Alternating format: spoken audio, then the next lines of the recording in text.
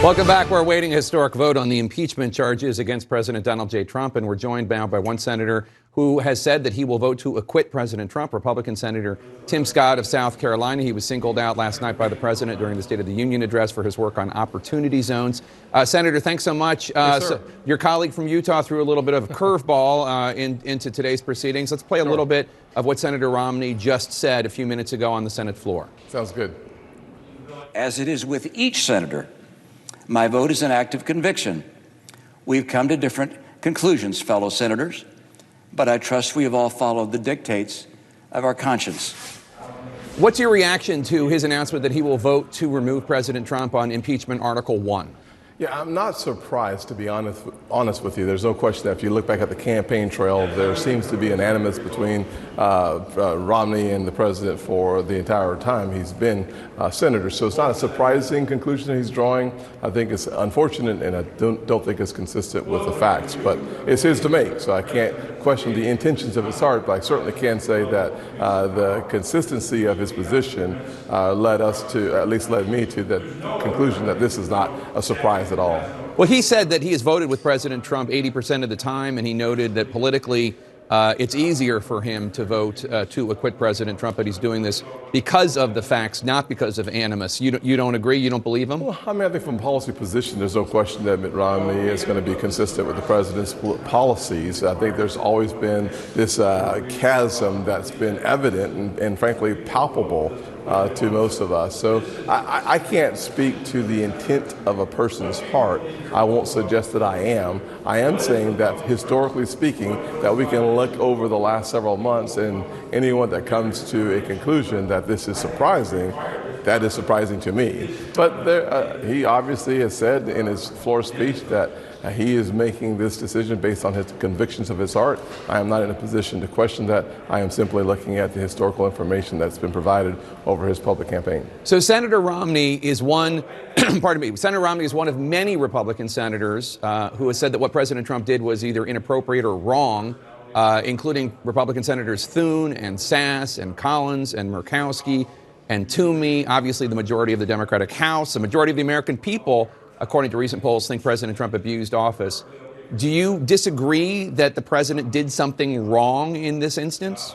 Well, the conclusion of my colleagues, I assume, is based on the same transcript that I read.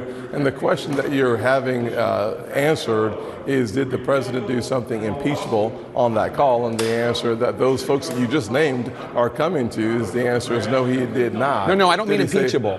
Obviously not. Obviously, Jake, go ahead. Hear me out here. Thank you. Okay. So they've come to the conclusion that's not impeachable. The question is, was it proper? And what do you say about whether it was proper or not? And you're hearing from a number of the colleagues who say that while it was not impeachable, it was not proper. I think that goes back to whether or not he was talking about the 2016 election. Was he talking about the Bidens? And is it ever appropriate for a United States president to speak about and look for information on his opponent? And I would say in that prism, the answer is no.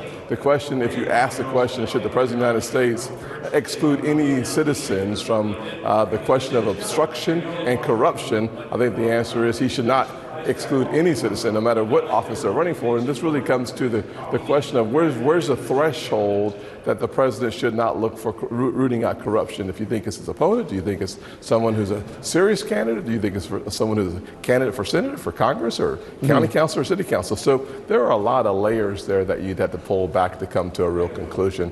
I'm not sure that that's happened with everyone, but obviously there are a lot of folks who believe that he did something improper.